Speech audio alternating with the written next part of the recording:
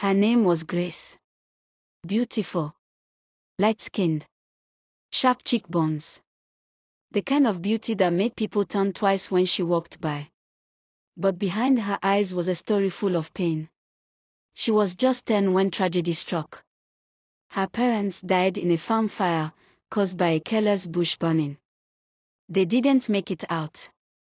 The whole village mourned for days. After the burial, she was taken in by her grandmother, Grandma Ruth. An old, humble woman with silver hair, strong hands, and a heart full of love. Grandma Ruth raised Grace like her own daughter.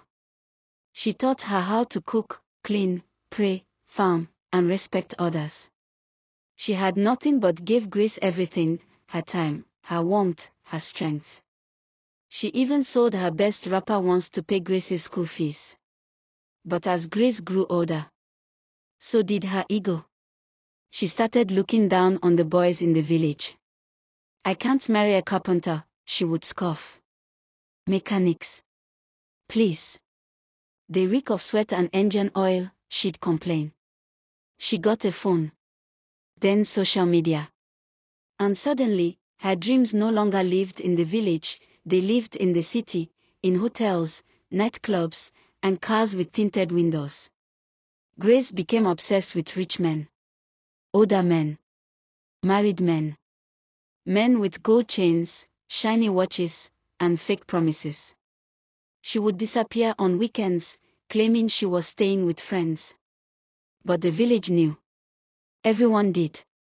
Except Grandma Ruth, who still believed her. One day, Grace returned home wearing a gold necklace and carrying a designer bag. Grandma Ruth sat her down on the wooden bench outside. My child, she said gently, where do these gifts come from? Grace rolled her eyes. Mama, you wouldn't understand. You've never lived real life. You're too poor.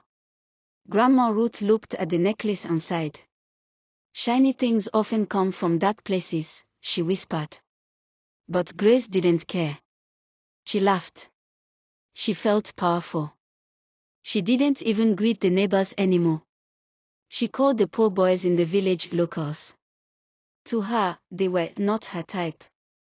Then one weekend, Grace told Grandma, I'm going to the city for a party. A big one. A man from Dubai is flying in. He's the real deal.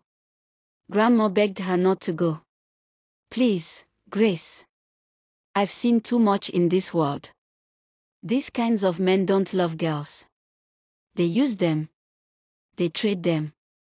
But Grace was already dressed in heels and perfume. I don't want to live and die poor like you, Mama, she snapped. And with that, she left. Days passed. No message. No call. A week passed. Grandma Ruth began to cry every night. She stood at the gate for hours, calling Grace's number, whispering prayers. Then one cold night, around 2 a.m., there was a knock at the door. But when Grandma opened it, no one was there.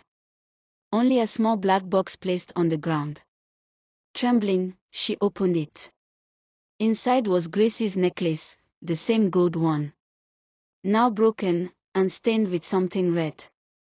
And there was a note. Not all that glitters, returns. The next morning, the entire village searched. No trace of Grace. Her phone was switched off. Her online accounts deleted. The man from Dubai. No name. No photos. No proof he ever existed. She was gone. Like smoke. Till this day.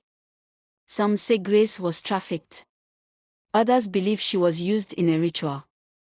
Some whisper that she was taken by a secret cult that preys on greedy young girls. Grandma Ruth still keeps the black box under her pillow. She lights a candle for her every night. And the village. They tell their daughters the story of Grace. The beautiful girl who chased luxury. And became a mystery.